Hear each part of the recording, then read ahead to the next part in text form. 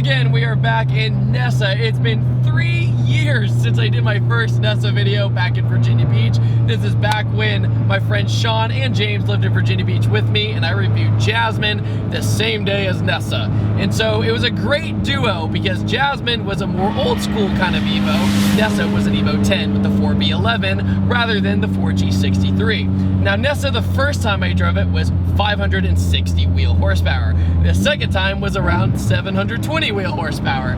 And then after that, Sean was like, oh no, we're not done yet. And then now it's 825 horsepower. Not only does it have that horsepower, it also can rev to 9,500 RPM, which is more than an all-motor built Honda, which is ridiculous. And that's in motorcycle territory, in a car. So it's a very surreal experience. And that first time I did it, I was short shifting. So I'm gonna baby step into this, yeah. But I'm so excited to be back in this car. When I put on these sparkle harnesses, it makes me feel straight Brian O'Connor every time I get in this car.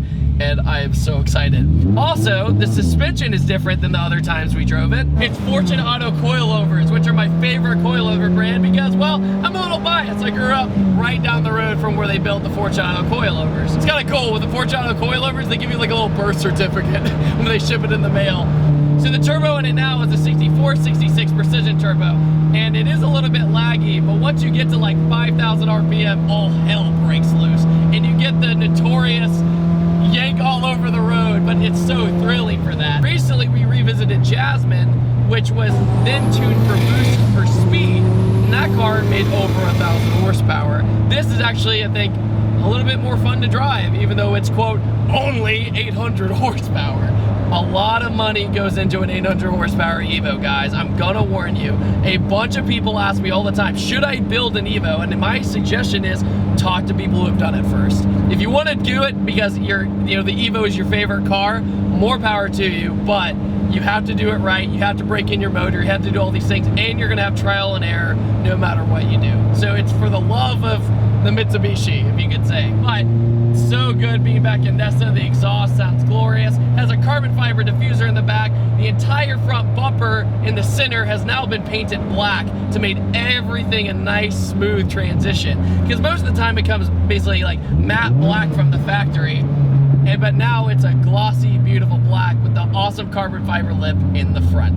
Oh yeah, also he changed the wing in the back to a Voltex wing, and it is so badass. And people have asked him over and over again, is it for sale already? Similar wing to what Jasmine used to have. The bad thing is about Nessa is that if you're not used to the clutch, it can get kind of tough at first.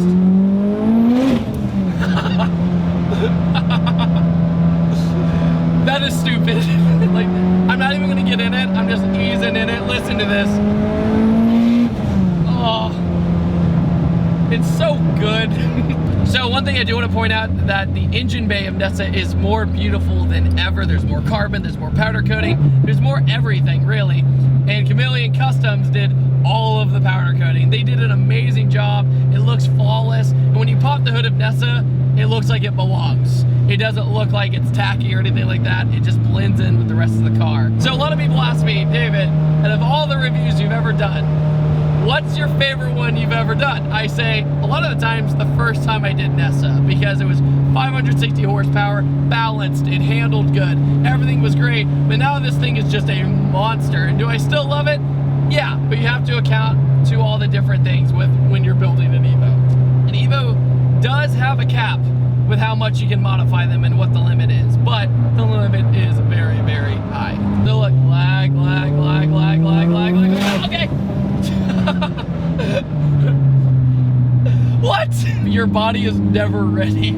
So the clutch in this is still the quartermaster, and the quartermaster in the Evo, especially with the cams as you hear, is pretty difficult at the start because you have to rev it up pretty high. And you gotta pedal the clutch, which is a weird technique if you're not used to doing that. But once you get going, you're gravy. And once you're in boost and everything, it's like a normal clutch. It's just that first gear if you're not used to it. It's very easy to stall. I was cruising around with Sean one time, and somebody at the gas station was like, is that an LS motor in that thing? Because it just lopes so much. The car is also an E85, so you do have to be wary of gas stations wherever you go, because you're gonna wanna be in boost the entire time you're in this car. Also, he has, in my opinion, made the right choice by sticking with the RPF1 wheels, because the RPF1s look so good on this car. It's been the same wheels since the day we did the review the first day, and you just can't go wrong with them. RPF1s on an Evo, solid. Amazing part though is once you're cruising along in town, I get up to boost into the next gear and pretty much don't have hardly any drone. It's really nice. So the final drive in this car is now 411. So even though the 5-speed isn't best, like known for best highway mileage, it's better than before. So it's seriously nothing until you hit 4,000, like 4,500 RPM. Man, like it just starts wanting to go.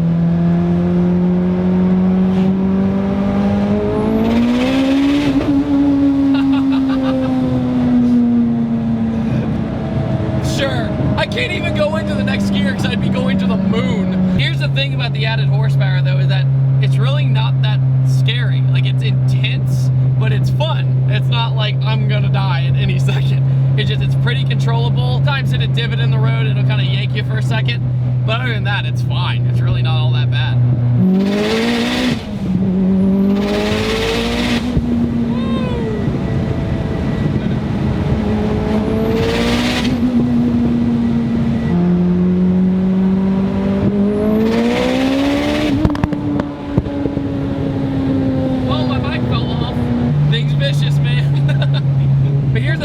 Even with this atrocious amount of horsepower, its cornering ability has not been deterred at all. Might have kind of a nice squatty stance to it, but it can get over pretty much everything. It's just more kind of lip blow. The tile wastegate, this thing sounds so sick.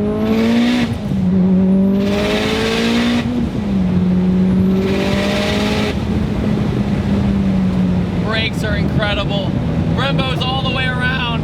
Another thing too I want to talk about in his evolution in particular is that he has easily the nicest interior you can get from Mitsubishi, which is rare.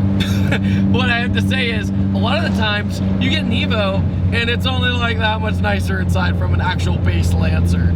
But Sean's is like the special package. This is the special package of the sunroof and the leather, whole 9 yards. But he also has these pillar pods right in front of you. You feel like you're piloting a freaking jet. He's also got tile wastegate, tile blow-off valve. Good stuff. The tile wastegate, I actually just converted my 242 and I do not regret it one bit. Even I go barely into boost.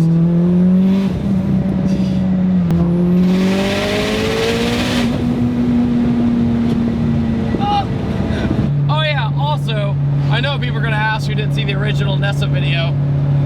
The holes in the window are for when you go to the track and there's no AC, so you get a little bit of ventilation in the car. But everybody like just wants to poke at them. I don't know, instinct maybe.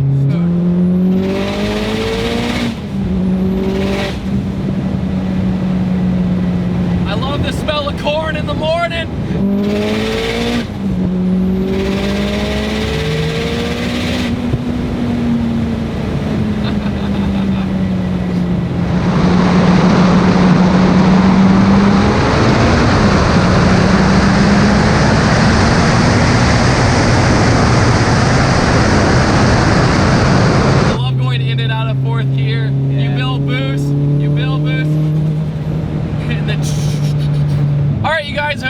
Enjoyed this revisit of Nessa. I know I did. I had a fantastic time driving Nessa again with 800 freaking horsepower. I'm sure you would too. And I hope that each and every one of you have a wonderful day. Don't forget to subscribe, and I'll see you guys next time. Take it easy. Have a great day. Bye.